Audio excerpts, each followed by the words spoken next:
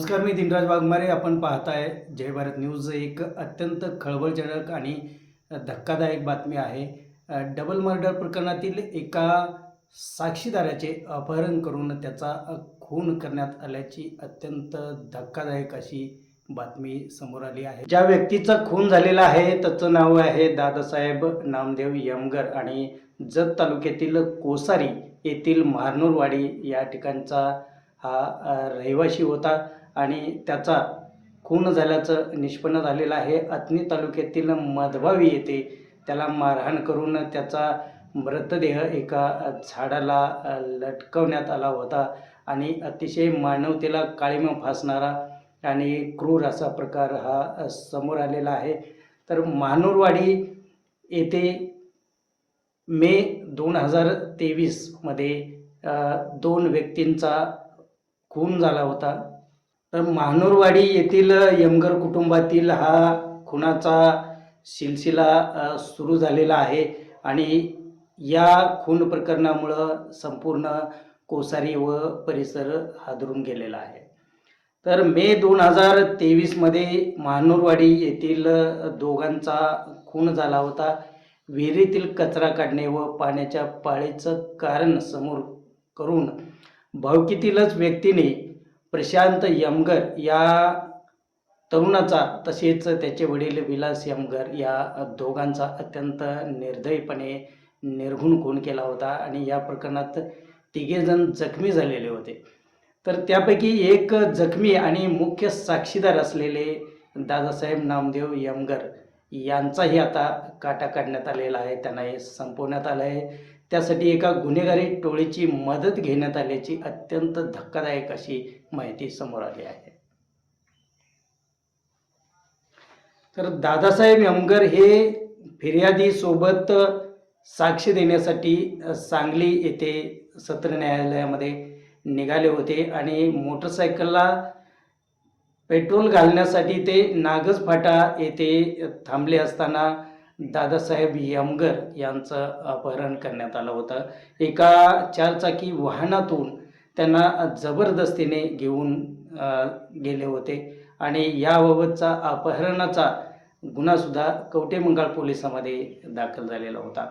आणि अपहरण झाल्यानंतर 24 तासाच्या आतच अपहरण झालेल्या व्यक्तीचा मृतदेह अथणी तालुक्यातील मधवावी येथे आढळून आल्याने एकच खळबळ माजली आहे. पोलीस यंत्रणा सुद्धा या प्रकरणाने चक्रावून गेलेल्या आहेत आणि यमगर कुटुंबातील हा खुनाचा सिलसिला आता सुरू झालेला आहे.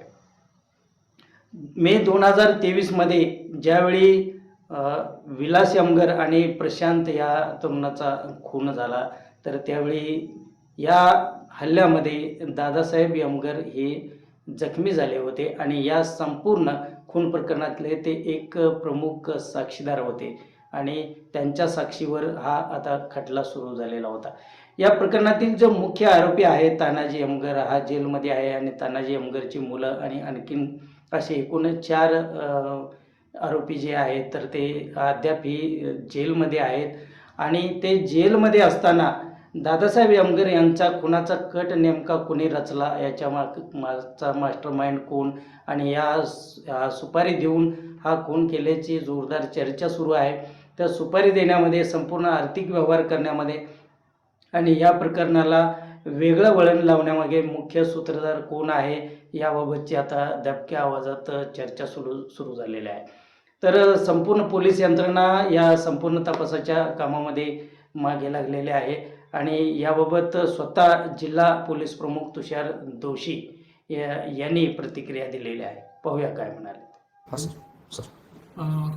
काल नागज फाट्यावर दादासो यमगर यांचं ॲबडक्शन झाल्यासंदर्भाने फिर्याद त्यांच्या भाच्याने कवठे महाकाळ पोलीस स्टेशनला दिली. त्याच्यावरनं ॲबडक्शनचा गुन्हा दाखल करण्यात आलेला आहे.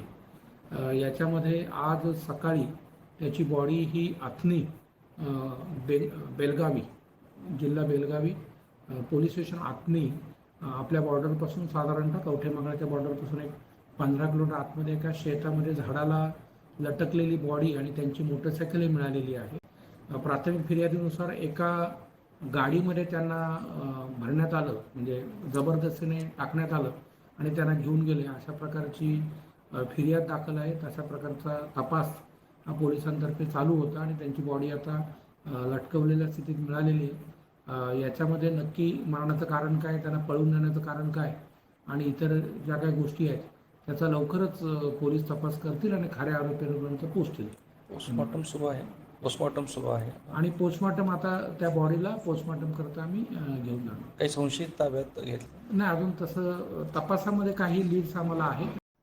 महानोरवाडीमध्ये हा रक्तरंजित खुनाचा डाव गेल्या 3 वर्षापासून सुरू आहे आणि पुन्हा एकदा आणखीन एका व्यक्तीचा खून झाल्यामुळे हा सर्व परिसर अतिशय हादरून गेलेला आहे. जमिनीच्या वादातून, विहिरीच्या वादातून अगदी आता 3ऱ्या व्यक्तीचा सलंग झालेला आहे आणि त्यामुळं 3 कुटुंब उद्ध्वस्त झालेले आहेत.